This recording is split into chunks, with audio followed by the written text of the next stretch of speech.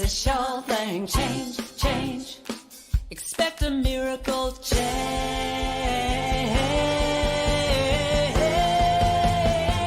Watch me change when you change the way you look at things. The things you look at change. When you change the way you look at things, the things you look at change. When you change the way you look at things, the things you look at change. When you change the way you look at things, the things you look at change. Now do do do do do do change. Do do do do do change. Do do do do do change. Do do do do. Good afternoon. Welcome to Spirit Cafe. I'm Barbara Schreiner-Trudell, And I'm Cheryl Rogers. and we will begin with our land acknowledgement as we do always. We are honored to work, live, and play on the historical and traditional territory of many Indigenous nations, including the Anishinaabe and Wendat peoples, and more recently, the Mississaugas of the Credit and the Haudenosaunee nations. As we gather from many places on Turtle Island, we as settlers are grateful for the opportunity to meet here, and we thank all the generations of people who have taken care of this land for thousands of years. We acknowledge the Indigenous stewards of this land. We recognize and deeply appreciate their historic connection to this place. We also recognize the contributions of Métis, Inuit, and other Indigenous people that they have made both in shaping and strengthening our community and our countries. By making this acknowledgement, we strive to be allies and to take part, an active part in reconciliation. We recognize our oneness, we realize our history, and we choose to create a new reality. We are one. Miigwech. Miigwech. Yes, we are. And today we have a wonderful guest, Nanci Miranda. Am I saying that correctly, Miranda?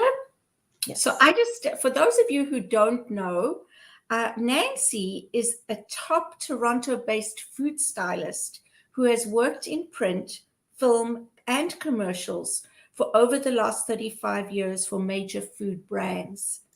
At the age of 50, she became an artist whose paintings sold from the very beginning.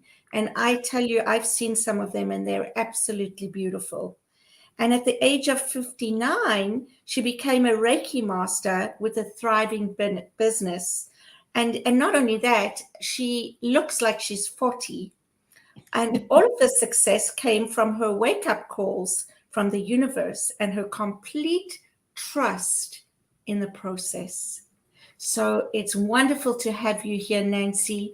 Thank you for being our guest today, and just looking so forward to hearing about that trust. It's really about letting go and having faith. Faith and trust to me are the same thing.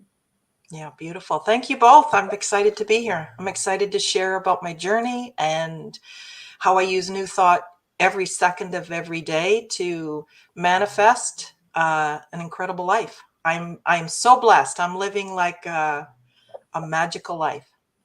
Beautiful. Yeah. It's absolutely perfect. And it's interesting, given, all of the trials and tribulations we've all been through over, especially the last 3 years, to come to a place of a real deeper connection with our spirituality, with life itself, and the transformation that has caused. I know in your life, it's quite big because you've had COVID. I've had COVID. Cheryl's had COVID. It's like, I think we'd do better to name somebody who hasn't had it. But it's like coming through that and then finding a way to sort of reintegrate ourselves into creating a new reality, because I don't think we can ever go back. People go, I wanted to get back to normal, but no, it's not going to happen. So tell us a little bit about your process and what you've done and how you've gotten to where you are. Okay, well, I would say, it's beautiful to be interviewed because it makes you look back at your journey and what you've been through. And I can see now that when I was in resistance to life, and pushing through and making things happen on my terms. I was getting illness. I was having lack, uh, difficulty, strain, all of these things. And then when I surrender, when I meditate every day. This is like a fundamental thing for me. This one practice allows me to connect with the one that I am and all is, and just receive messages and act on those instead of what my mind thinks I should be doing or what everybody tells me I should be doing. Yes. Because in my process, I have done everything the way no one thinks you should do it. So when Don't I you love that? Yeah. I do. I do. When I became an artist, that was through chronic caregiving. I burned out my body. I didn't listen to my body. I just kept pushing through, making choices that didn't serve me or my life. And so it just collapsed and it wouldn't let me move forward. And I'm realizing now that I'm a Reiki master, the process of that the knowledge has grown for me. So when you don't listen, when you push through, a block of energy is created. It plugs these beautiful ways that we flow. And these blocks are what stops life from flowing. And and it isn't like you don't need a magic pill and you don't need uh, you know I don't even know what to say. The truth is, when you face your choices and you choose something new that serves you and life, energy goes back to flowing. And so Yeah. when I got the gift of being an artist, it was instantaneous, it was unexpected, and it came in full form. It wasn't like I sort of learned how to sketch or I, could sort of paint a sunflower. It was like that came through. Well, and what's fascinating about the way your art came through is that it is your abilities have been like sketching and pastels and oils and acrylics and watercolor, portraits, landscapes. Like it Doesn't just matter. goes on and on. It's like, most artists do one thing and you kind of do which makes it kind of great. But the other thing that's fascinating is you've also been able to earn a great living from your art pretty much immediately. Immediately. Talk about that a little bit, how you're flowing with your money as a result of the work that you do. Absolutely. Well, it helps that I was an entrepreneur all my life since age 15. So my mindset doesn't believe that I can't create what I want. And also, when this gift came through, um, it's so astonishing. The paintings are so full of love from the universe and such a gift that why wouldn't people want it? Why wouldn't people crave it?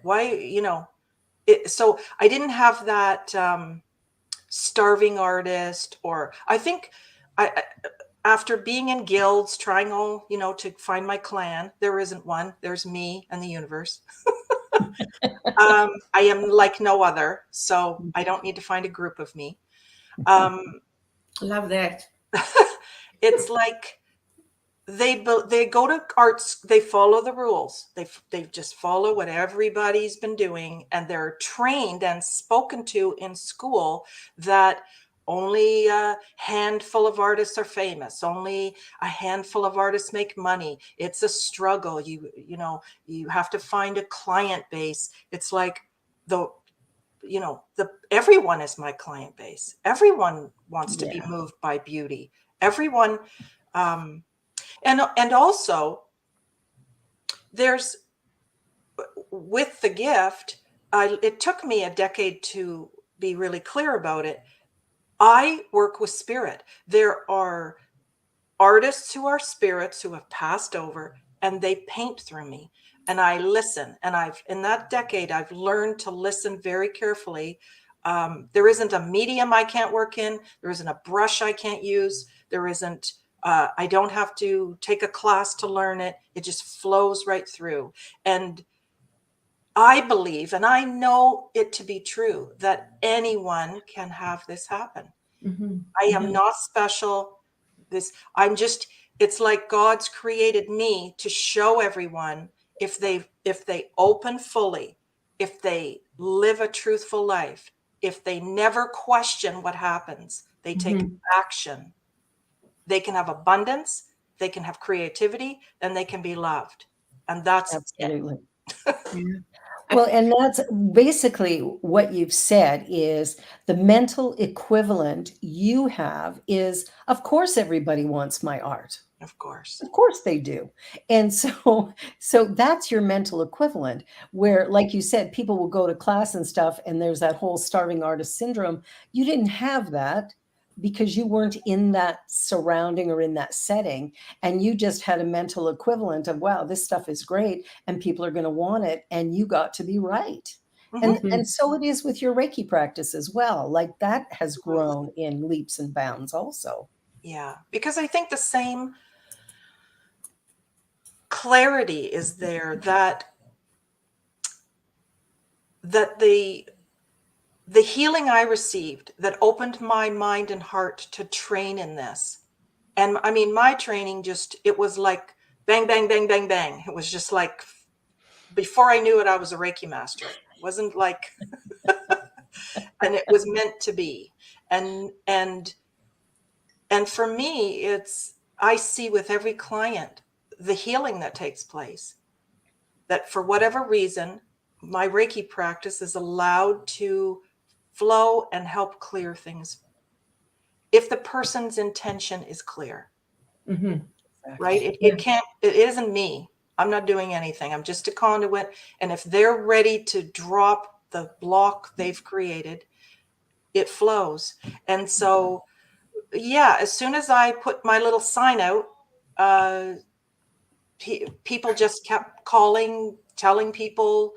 And again, I think it's what you're speaking of, that my mind wasn't involved in that it would take 2 years and then maybe I'd have 3 clients, and it's service. So And I wonder as well, Nanci, and maybe, correct me if I'm wrong, but it sounds like some of these things you're drawn to, and you start with a love and a passion, and there is no real expectation. You just feel led by spirit.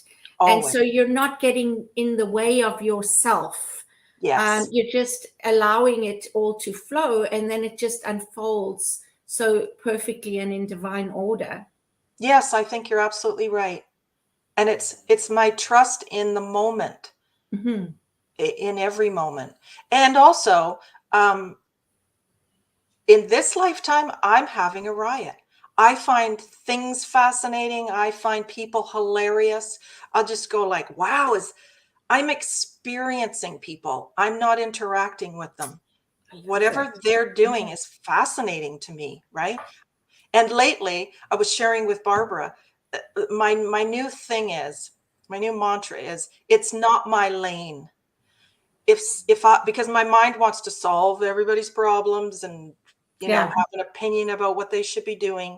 I just remind myself, just witness their experience. I don't know what anybody should do. And again, this freedom of, then all that attention I had there comes back to me.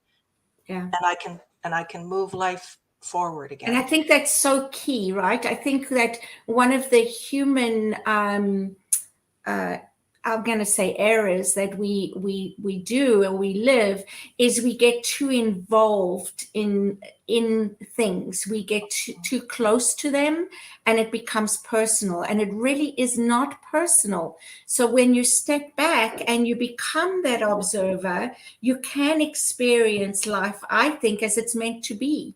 And that doesn't mean there isn't struggle, and that doesn't mean there aren't complications. And we live on this plane, and this is a lesson And that's what it's about. It's about struggle and complications and duality and discernment, right? It's about discerning what is your lane, what is my lane, what is mine to do. And really, listening to you, I think what all of ours is to do is just to trust and allow the flow, right? Let go and let be and just allow that flow by trusting. I think to mention here is it always sounds easier than it is, and actually it is easy. The whole thing is you have to experience it once or twice, because once you've experienced it, it solidifies your trust in that ability to just let go and allow. What a great thing to say. Absolutely. And that, I think, too, is what allows me to do it so simply, because I have so many experiences that I can, and it also helps you to catch yourself, because you can see when, whoa, I'm sucking into that again, and I can align myself a lot quicker. And it just, I mean, I'm looking, I can see above, beyond the computer screen, and I can see that this beautiful snow's falling. And it's like, there's so much beauty everywhere, everywhere, in every second. And I really do spend a lot of time celebrating that. That is what I'm doing most of the time. And it just, take your attention off negativity. It's There's a good thing. right. It just will suck you down the drain, because, I don't see things as positive and negative. I see things as experience. It's just the universe is unfolding, and you can choose to view it like you would want to. And, even in a really difficult crisis, there is incredible beauty, incredible sharing, feeling, love. It isn't about getting rid of all of those. It's about, when you're in them, stay awake, notice the beauty, participate in them, Love it. and don't get stuck. Like when my brother passed away, I'm just realizing this also, this growth in my thought is, I had been blaming COVID for my legs failing me. I thought I had MS, and I'm seeing now that, that virus happens. It's real. Some people don't feel it when they get it. Some people are hospitalized. There's a whole bunch of ways you can be experiencing it. And so my mind went, that's what caused that because a human needs some cause to their effect, right? And some explanation. And I realized it just coincided with the loss of my brother, who I hadn't spoken to for 20 years since my mother passed. We were reunited at his diagnosis of palliative cancer. He only lived for a few weeks. Those weeks were incredible, being with him. But when he passed, my parents have been gone for 23 years. But to lose a sibling is a very different thing again. And I wasn't allowing my body to process the grief. I just kept saying, well, that went well.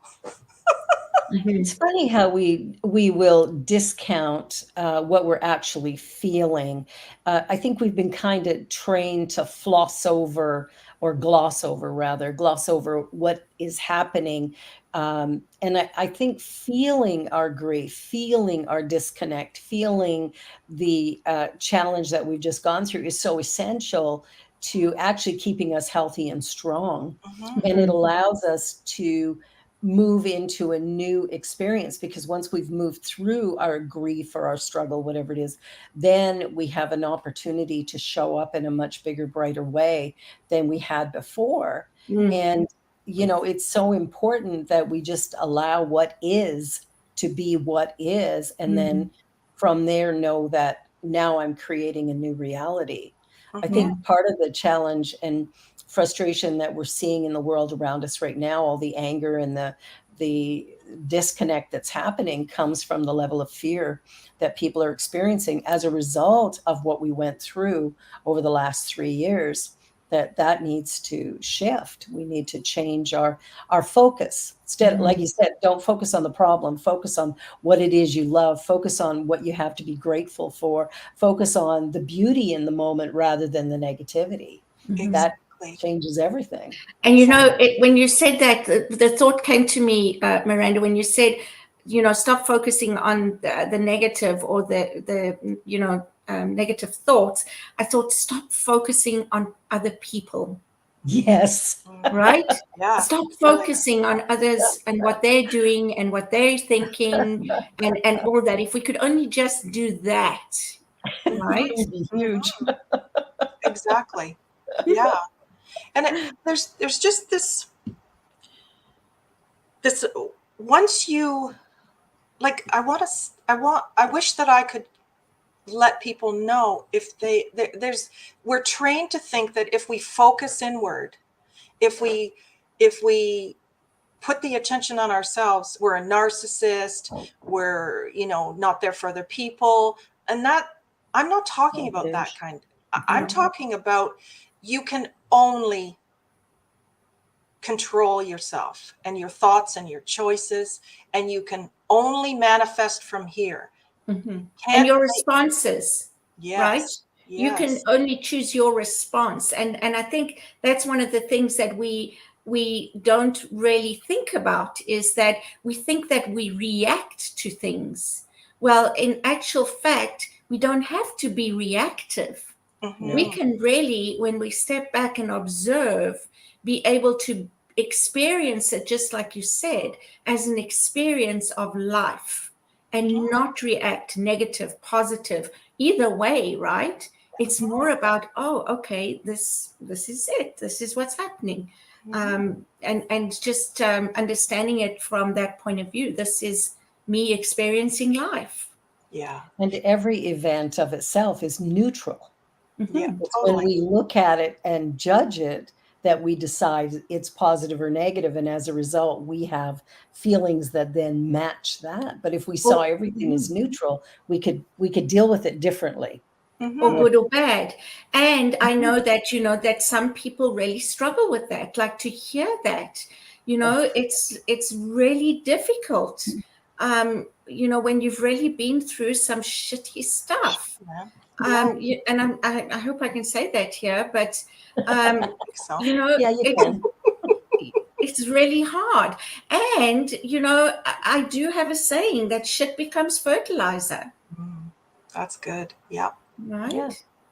Yeah. I mean, the hardest things I've been through, and I've been through, I went through, from my father's passing, for the next decade, I had 9 people die, and I was their caregiver, and they died, and it was hard, and they were suffering, and it was hard, and there were a lot of choices to make, and it was hard. I'm not saying that life's a bowl of cherries at all, but I'm saying, out of that incredible growth that I went through, and allowing the healing to happen, because the day that I healed, I just said to God, I've had enough.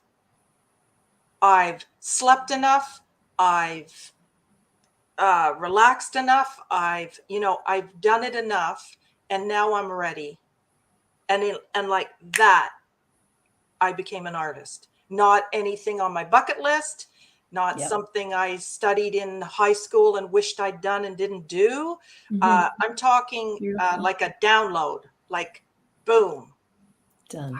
like a gift, like look at that, like it's beautiful. It is a gift. It's a gift, beyond words. It's just so beautiful. Yeah. And that's what happens when we create that new mental equivalent. It was the same thing when I healed my back. Yeah. It was in the moment that I went, hey, wait a minute. If Myrtle Fillmore could do this in the 1800s, surely I can do it today. And I believed that. Yeah. Mm. And then 4 days later, I was perfectly fine and Mhm. have been ever since. So you're right. The minute you accept that new mental equivalent, that new idea, immediately the universe flows into it. And there it is. And Reiki, you found as a result of the problem with your legs. Yeah. I had been going to specialists, getting nowhere, thank God, because it led me to where I should go. Um, they, I had a Reiki treatment, and the woman said to me, your brother's here.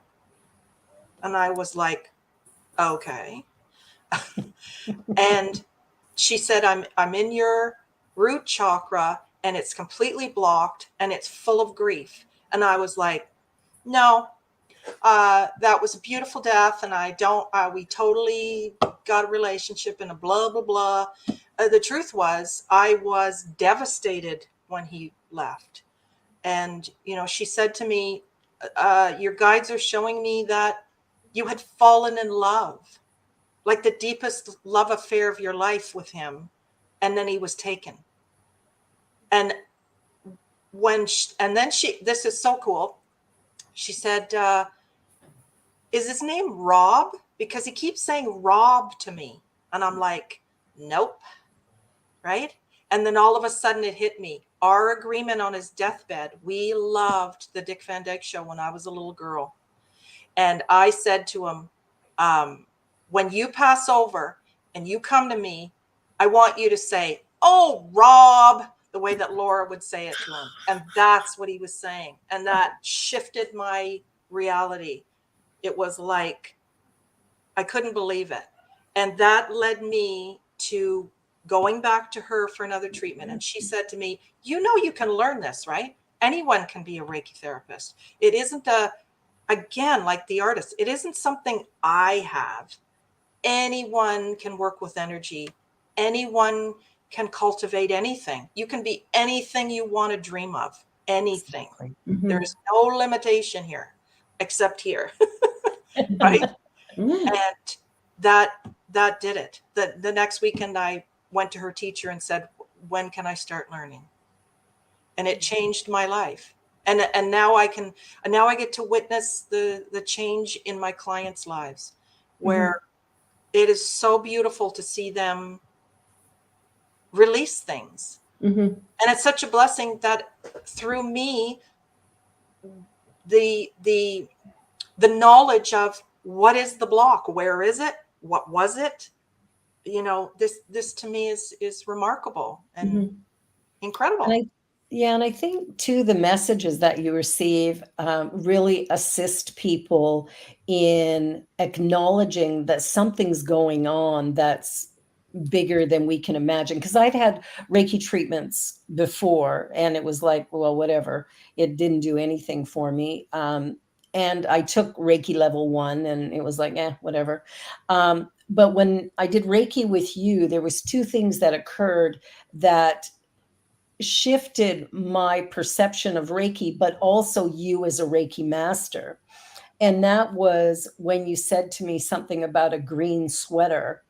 And I went, well, I have my dad's green sweater, and he had died, 12 years ago. So I had that sweater hanging in my closet. And, you talked to me about that. And then a few weeks later, this is before my back was healed, I was in my office, or I'd just woken up and I'd gone into my office, and I get a text from Nanci saying, 6:30 in the morning. She didn't get up at 6:30, but anyway, giving your secrets away. She sends me a text and says, put on the green sweater. When she had done the Reiki treatment with me, she said, your dad said, whenever your back is hurting, put on the green sweater, wear his sweater. And so I'd done it a couple of times, but didn't think anything of it. So I get this text at 6:30 in the morning, and I'm like, what is Nanci doing messaging me? I was in a lot of pain that day. So I went in my closet, got my dad's sweater, put it on, felt better immediately. But that's not the point of it. The point is he woke her up Yeah. to tell me this. Yeah. And I'm like, okay, there's something like we don't understand the levels of consciousness, the multidimensional universe that we're in. We think when somebody dies, they're gone, that's it. But the reality is that we don't die. What dies is this body, and the essence of us transitions into a new reality. And somehow through this practice, you're tapping that. Yeah, Yes. Just exactly. like with your artists and with, so for me, it was really profound. So anything you would say to me after that, Mhm. it's like, it's got validity because you didn't know I had my dad's sweater. Wow. I mean, and who gives somebody a sweater after, someone passes? That's what my stepmom gave me, Mm. was my dad's sweater. So Such we gotta wisdom. go to a commercial break. Oh, already? Okay. Rocking and rolling here. So you're watching Spirit Cafe, and we will be back in just a moment. Don't go away.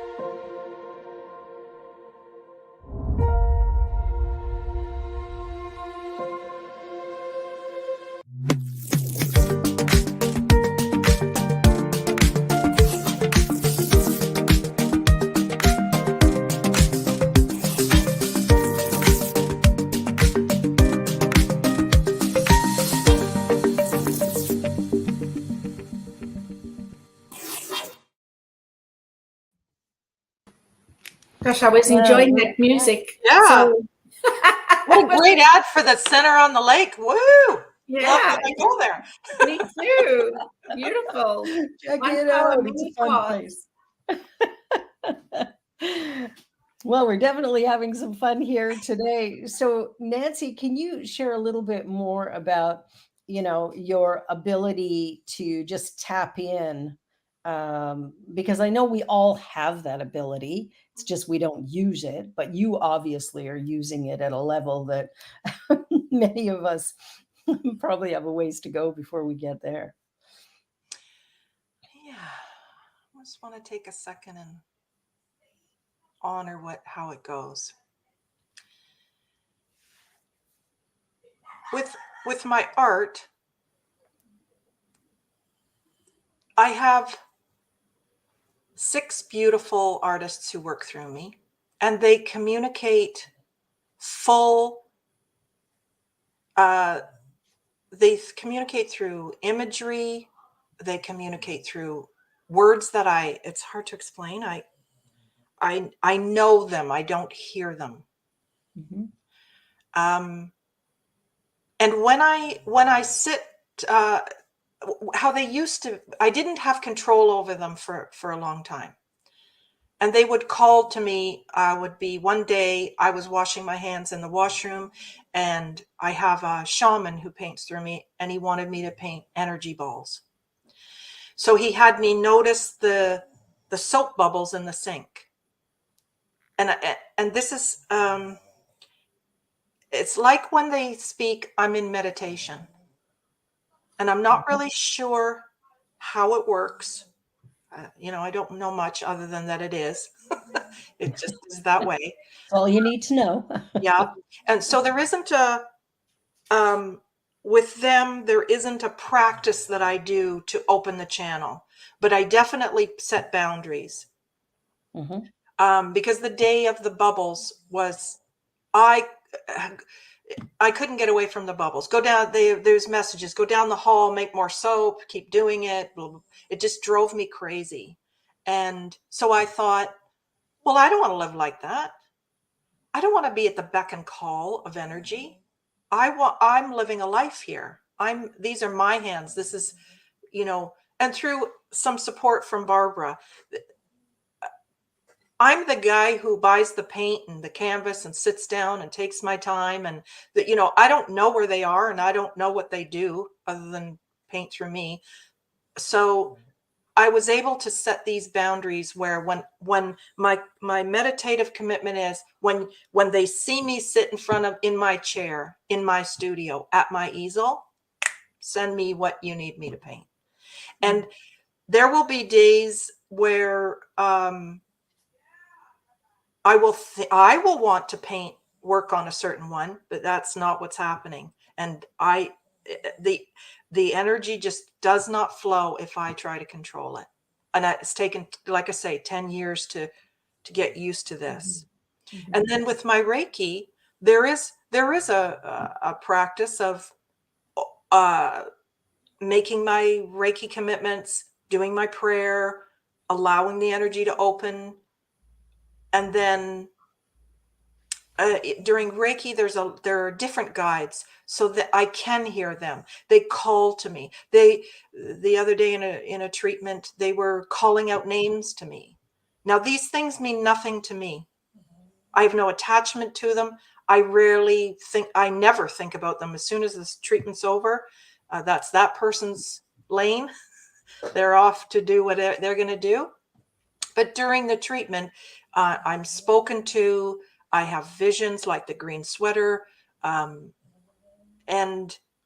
I'm learning to practice in a meditation to allow that ability to build, and that's what I can do to make it. And I feel that we can all do that. We just don't have the channels open.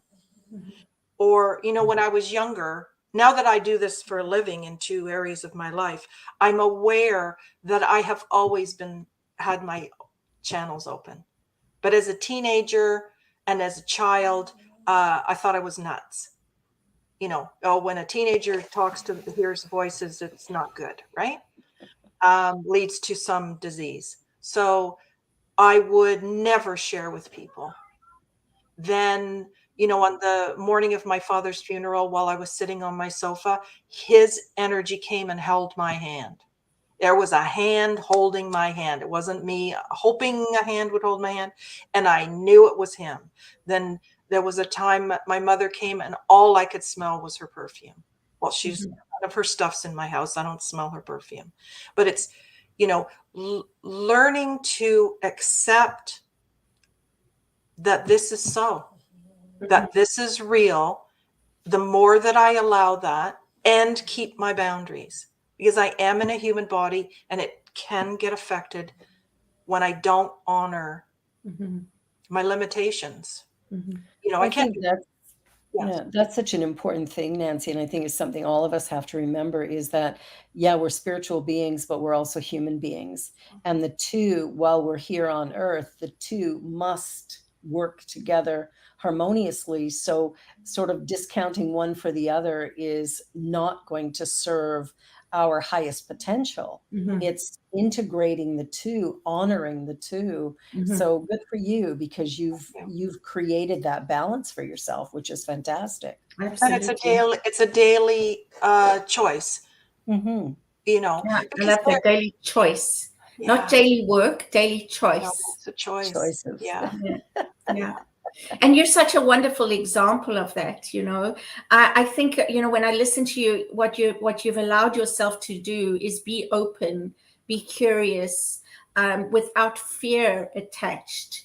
Maybe younger, yes, you kept it to yourself because of what society puts on us, right? Mental illness and all these other things. If you hear voices, or you're not like everybody else, or whatever the case may be, right? But you have really allowed yourself to not attach fear to it, to be curious, to allow it to unfold as it does, as it should.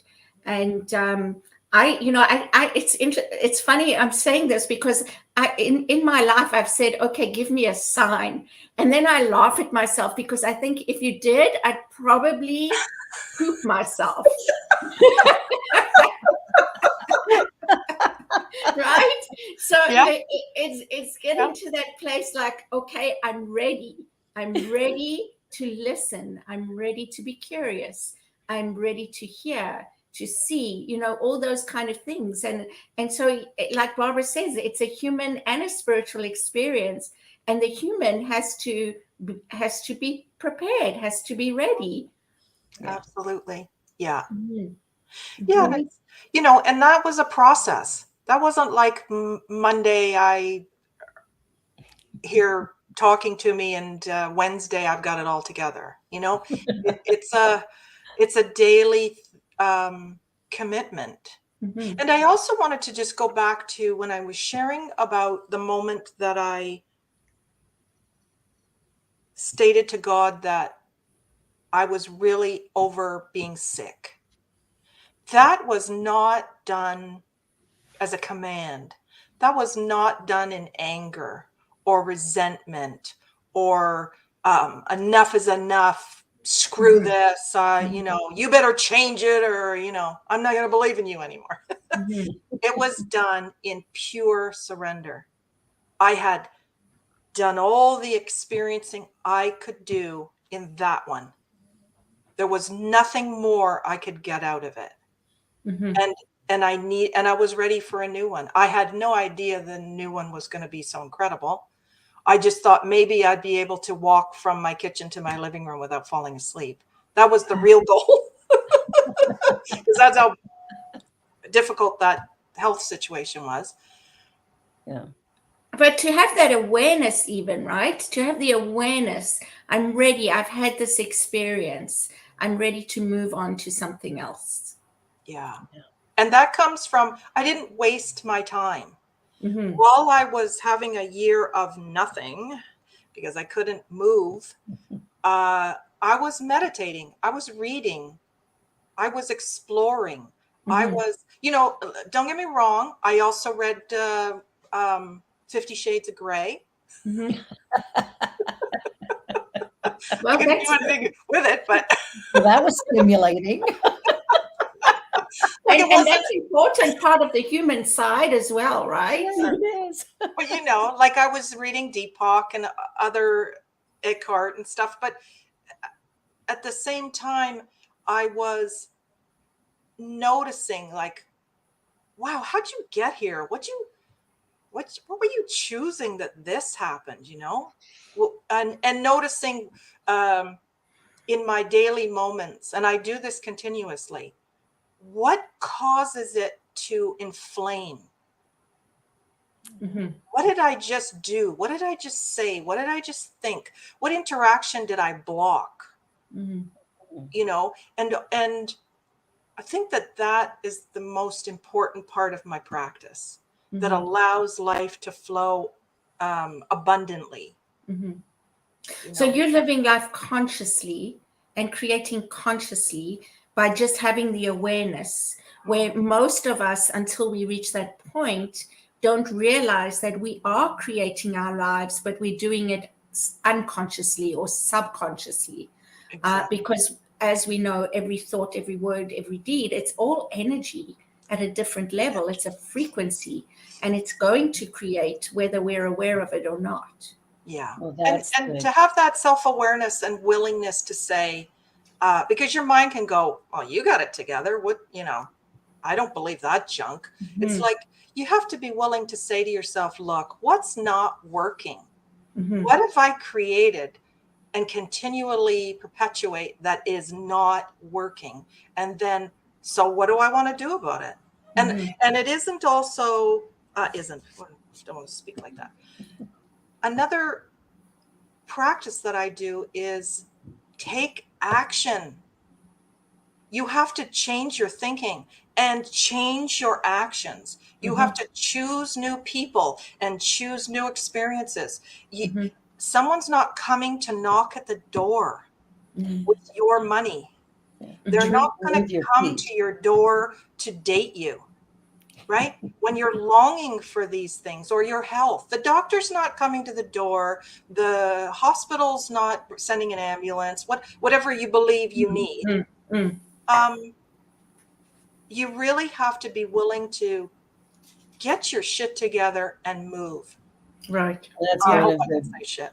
yeah, Yeah. yeah, no problem. Cheryl's already broke that Oh yeah, Yeah. you already ceiling, did. so we're good. Um, but it's one of the sayings in CSL is treat and move your feet.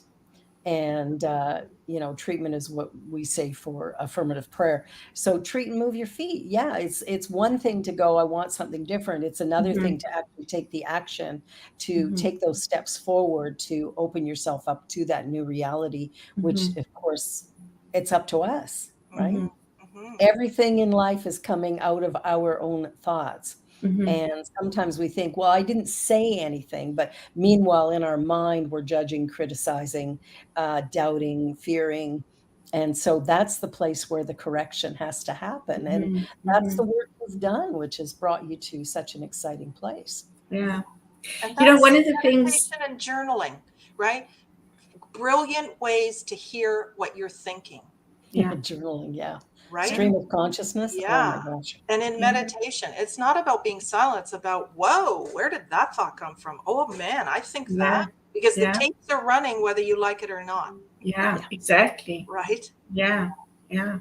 Sorry, Yeah, Cheryl. exactly. And sometimes in meditation, talking about that, I find it's important to write down a thought and then go back into it. Not like I need to just, be like that and then I'll forget the thought when I'm done, kind of thing. But write that down and then go back to it. And I'm very aware that my thoughts are all over the place. And then when I become aware of it, I bring myself back I focus on my breathing, because that's the best way for me to do that, and then they run off at a tangent again, and it's like, oh, off I go again, let's breathe. So people, I think a lot of people think they can't meditate, or, Yeah. they don't do it because they think of that they think all the time. And honestly, I wouldn't let that stop me. It's a matter of having the awareness and then just bringing back your attention to breathing. And really what you're doing is you are creating the space. You are opening yourself to connection with source, eventually. And like you said, it takes time. It doesn't happen. For some people, it might happen Yeah, overnight. yeah. And that's okay. But, for many of us, it doesn't. And that's okay too. Well, But we're it doesn't mean it's interrupting. not working. Yeah, we're interrupting years of programming. Yeah. What we Exactly. received. We were taught that the world out here is what's real, and what's happening uh, behind the scenes, that's illusion, but it's actually the other way around. And coming Exactly. to that understanding really makes a big difference. Yeah. We start to look at the world and go, this world is a manifestation of an idea held in mind by the collective consciousness of humanity. And Right. in order to shift it and change it, we all need to think in a new way. And of course, the only place we can think is within ourselves. Mhm. It's like Gandhi said, be the change you want to see in the world. And so we have to make the change right here and then live that change, right? Mhm. And that's the journey. And that's, that's the challenge as well, is if we're unconscious about what we're thinking. And meditation is such a great practice. Mhm. People think they know what it is and then resist it because, well, my mind keeps wandering. Well, of course it's going to wander until you train it otherwise. That's what it's Mhm. going to do. And even once trained, it will still go back to wandering some days. Yeah, Absolutely. it's a giant computer. It's full of Yeah. interesting things, right? You know, some of the things that I really enjoy doing that really does take my mind off things, and it's a form of meditation for me, is doing a puzzle, or, you know, coloring in. You know, these beautiful adult coloring in books, things like that. That's when I really am able to put focus on that and nothing else. And so there's no thought other than, you know, does this piece fit here, or coloring in the lines kind of thing, right? Which is, I think, also a good practice, just to still the mind. I Yes. use knitting for the same Yeah. thing, right? Yeah. It takes my attention off. It gives me something to do, but it's very meditative in the fact that it just reduces my reality to that now moment. Yeah. Yeah. Something else I'd love to share that I've been really examining lately and noticing that, like a sound wave, life, this is how it's moving all the time. And so I've noticed how there will be the start of an idea of energy of something, and then it's building and it's creating abundance and it's coming around like a roller coaster, and then it's going to do this and it's going to go quiet. And those, I used to see them as obstacles, and now I see that dip as opportunity. Self-reflection. Has this worked like I wanted? Is it still something I'm desiring? Yeah. What else can I put my attention on to build it? And I can see that by doing this practice, then it moves back up. And when I wasn't putting my attention as an opportunity, I kept blocking myself. I couldn't move forward. Things were repeating, becoming dead feeling, and my energy wasn't moving. And so I wanted to share that with people listening, because it's like the beauty of science, where I wish we were taught this stuff in school. Where, you know, where we had this kind of discussion when we're children, and we're, you know, like, how many people go like, man, my life, it just won't move ahead. And it's like, pay attention to where you are. And if you fully experience it, it will move, it has to move, but you've blocked it and it's locked. You know, and you can change it in a second, but it's believing that it can change. Our resistance to what is keeps it in place. And recognizing, I use an analogy as well, and I love that visual, because to me that's truth, what you just shared.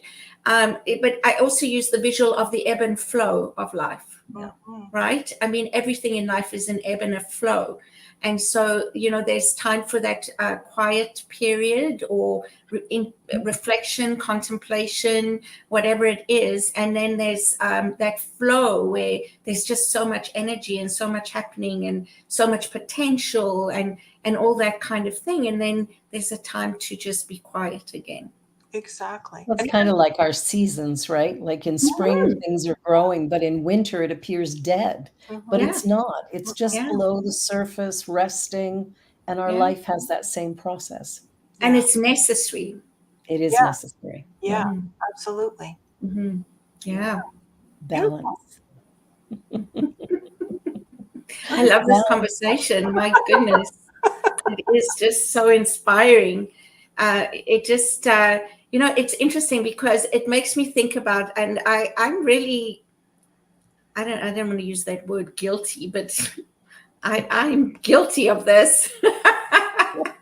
Is, you know, knowing it and having experienced it, and yet for some reason not always practicing it. And I'm, you know, trying to wrap my head around that one. So yeah, definitely a work in progress, as we all are. And some have just moved further along that energy frequency, and some are in the process of getting there still, and those that are there have further to go, and it's just never ending, right? We're infinite, and source is infinite.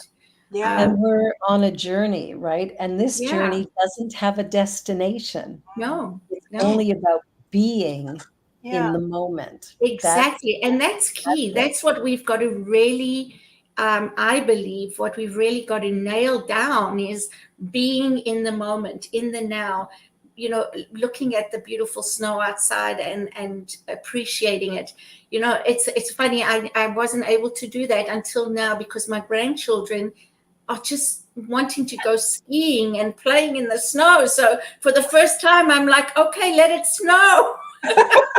Let it snow, let it snow, let it snow. So it's just so funny because my husband's going, oh no, and I'm saying yes, because they want to go skiing on Saturday. That's so cool. Well, I remember my daughter when she was little and that first snowfall, and she runs to the window, La neige, la neige, la neige. So excited. Couldn't wait to get outside and play in it and, do whatever. Mhm. Well, we're getting down to our last couple of minutes. So, final words. What would you like to leave people with in these last couple moments? I'm going to go first because you guys always have such wisdom at the end. So You. for me, what I would say to listeners is, just recognize where you're at and acknowledge it. And, I think there's no judgment, there's no blame, there's no shame, but just becoming aware of that, becoming aware of where you're at and where you're wanting to be. For me, that's a wonderful start, and it's a continuation of a path that we're already on. Absolutely. Absolutely. Beautiful. Thanks. Thank you. Nanci, what about you? Final word. Yeah, I would like for everyone to know that everything is possible. Dream bigger than you can dream. Trust yourself, trust the universe, and know that the pace you're moving at is the vibration you're living in. Love that. Change your vibration. Yeah. Find a way to do it, and it probably won't be the way I did it because there's only one me. So Yeah. pick a way to do it and take your attention off everyone else and put it on yourself and grow your life experience.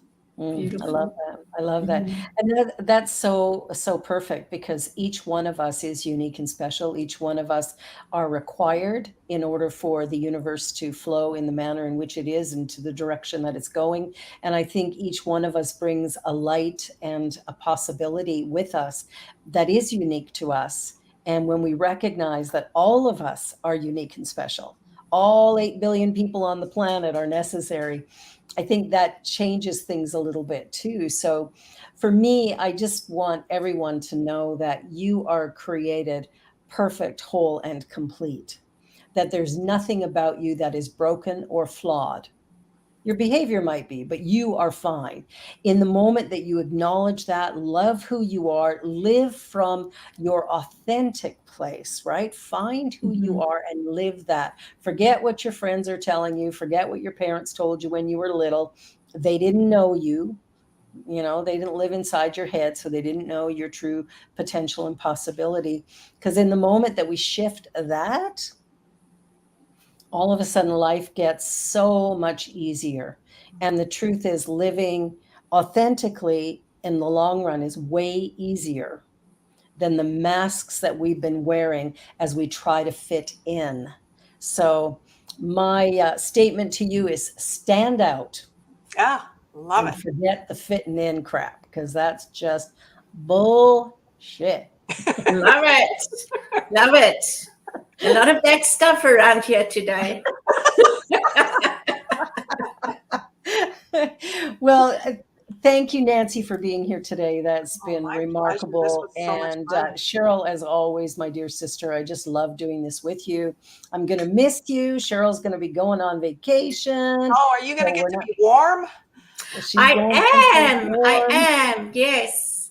Yeah, so Yeah. we won't have you for 3 weeks, but we will have another Cheryl because, we got to maintain our name. Cheryl Driscoll is joining us for the next 3 weeks as my co-host. And so really excited about that. So see you all very soon. Bye-bye. Thank you so Take much. care, everyone. Bye. Thank you for joining.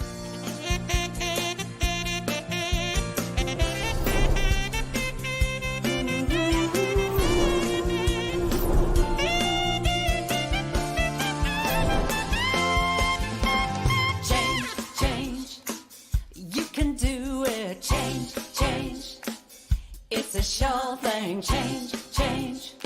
Expect a miracle change.